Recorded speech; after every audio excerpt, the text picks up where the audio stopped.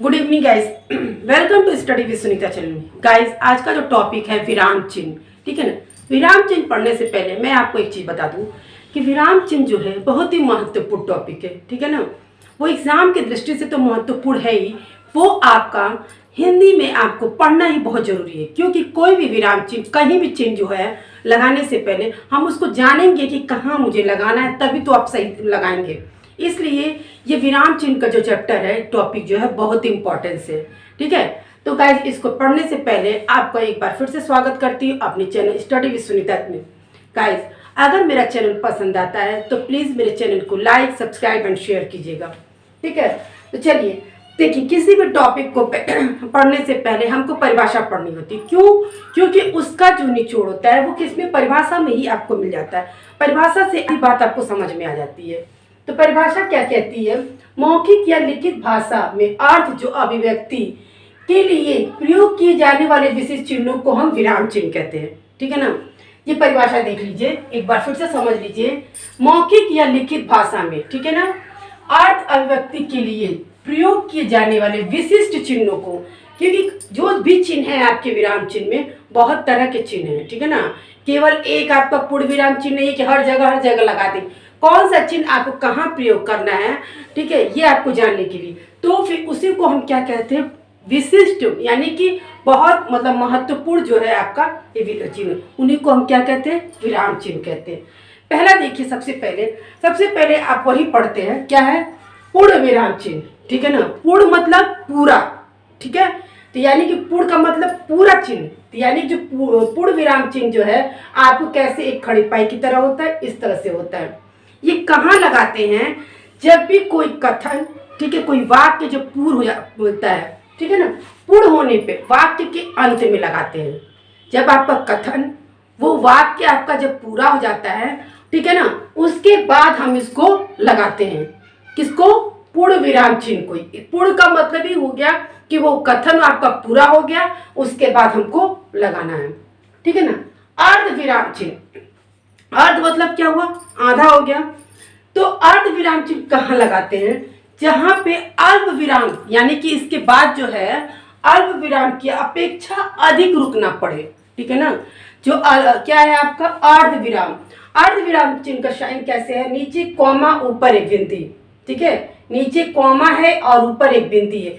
जहां आपको अल्प विराम की अपेक्षा अधिक रुकना पड़े, मतलब अल्प विराम जब पढ़ेंगे तब उसको आप समझ में आ जाएंगे, लेकिन बस इतना समझ लीजिए कि इसमें थोड़ा अधिक रुकना पड़ता है। किसकी अपेक्षा? अल्प विराम की अपेक्षा, ठीक है ना। जब ये वाक्य आप पढ़ेंगे तो अपने आप आपको यहाँ थोड़ा अधिक रुकना पड़ता है। जैसे कठिन परिश्रम करो, ठीक है ना। आपने जब वाक्य पढ़ा तो कठिन परिश्रम करो, परीक्षा निकट है, ये आपका वाक्य है। तो आप रुकने में देखिए कितना आपको रुकना पड़ा है।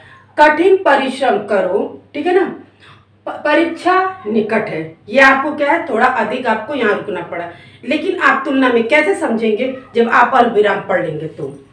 अल्प विराम चिन्ह ये कॉमा जैसा है, इंग्लिश में कॉमा बोलते हैं, जैसे इसको हिंदी में क्या है, अल्प विराम चिन्ह, ठीक है ना।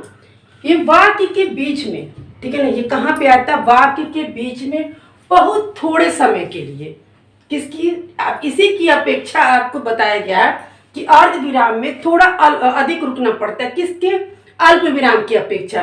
तो ये जो है आपका अल्प विराम बहुत थोड़े समय के लिए रुकना पड़ता है, ठीक है। और समान शब्द होता है वहां पे, या फिर वाक्य और उपवाक्य को अलग करने के लिए ये होता है। कैसे? देखिए, वाक्यों के बीच में बहुत थोड़े समय के लिए, ठीक है, रुकना होता है, ठीक, और समान शब्द होता है, या फिर वाक्य और उपवाक्य को अलग करने के लिए किया जाता है। जैसे उदाहरण से समझिए, मुझे चॉकलेट, यहाँ देखिए कितना कम समय के लिए हमको रुकना पड़ा। और यहाँ देखिए कठिन परिश्रम करो, परीक्षा निकट है, यानी कि इसकी अपेक्षा हमको यहाँ पे अधिक रुकना पड़ा।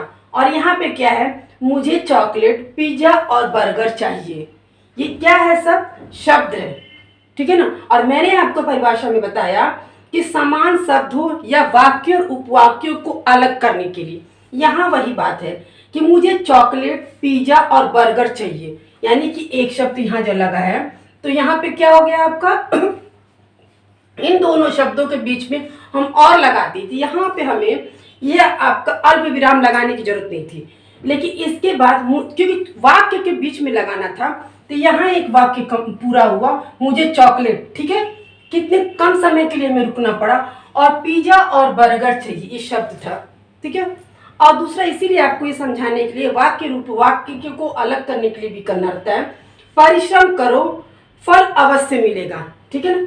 कितना जल्दी से बोलते हैं, परिश्रम करो फल अवश्य मिलेगा, ऐसे बोला जाता है ना कि परिश्रम करो, मेहनत करो तो फल अवश्य मिलेगा।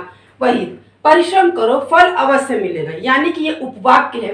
कैसे आपको वाक्य उपवाक्य जानते ही हैं कि भाई इसकी बात की, इसी की जो मिलता जुलता वाक्य क्या है, फल अवश्य मिलेगा। तो ये शब्द हो गया, ये उपवाक्य हो गया, ठीक है। अब आता है आपका प्रश्नवाचक चिन्ह, ठीक है। प्रश्नवाचक चिन्ह में क्या होता है, वाक्य में कब, कहाँ, कैसे, ठीक है, वाक्य में कब, कहाँ, कैसे, क्या आदि का प्रयोग करके जो प्रश्न पूछे जाते हैं, इस तरह का जो प्रश्न पूछा जाता है, तब वाक्य के अंत में इस चिन्ह का प्रयोग किया जाता है, ठीक है ना। कहाँ, तुम कहाँ जाओगे, क्या कर रहे हो, इस तरह का जब प्रश्न पूछा जाता है तो वहां पे आपको क्या है, ये प्रश्नवाचक चिन्ह लगाते हैं। और प्रश्नवाचक चिन्ह कहीं भी किसी वाक्य में आपने देखेंगे, अगर इस तरह का प्रश्न ये चिन्ह लगा तो आप ये समझ जाइएगा ये प्रश्नवाचक चिन्ह है। अगर आपका इस तरह का चिन्ह लगा है तो आप ये समझ जाइएगा कि ये क्या है, पूर्ण विराम चिन्ह। अगर आपका इस तरह का है तो ये क्या है, अर्ध विराम, ठीक है ना। और ये जब इस तरह से है तो ये अल्प विराम, ये है आपका। तो यानी कि जब मुख्य अतिथि कौन है, ये वाक्य है आपका, मुख्य अतिथि कौन है, तो यहाँ कौन से जो है प्रश्न पूछा जा रहा है, ये कौन है, तो यहाँ पे जो प्रश्नवाचक चिन्ह लगाया जाता है। तो गाइस मैं आपको विराम चिन्ह में बहुत है, ठीक है, और मैं आपको एक एक करके बताऊंगी, ठीक है, अलग अलग वीडियो में करके। तो देखिए ये आपका 4 मैंने बताया, ठीक है।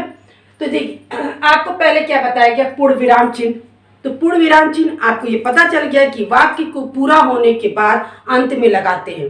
जैसे नीलेश ने भाषण प्रतियोगिता में भाग लिया, ये वाक्य आपका पूरा हो गया कि नीलेश ने भाषण प्रतियोगिता में भाग लिया, तो वाक्य के अंत में हम लोग वो लगा दिया गया पूर्ण विराम। उसी तरह से अर्ध विराम चिन्ह, यहाँ पे आपको अल्प विराम की अपेक्षा थोड़ा अधिक रुकना पड़ता है। इसका जो चिन्ह है इस तरह से बनाने के बाद ऊपर है, ठीक है।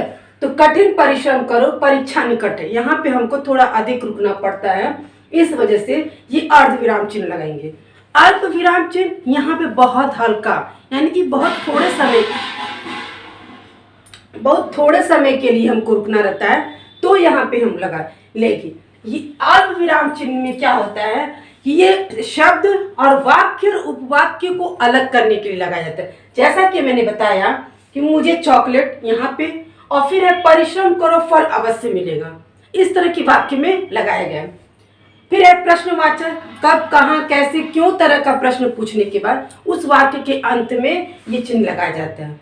तो गाइस ये आपको विराम चिन्ह मैंने बहुत आसानी से और अच्छे से आपको समझा दिया और आपको समझ में भी आ गया होगा। तो ठीक है, मिलते हैं नेक्स्ट वीडियो में।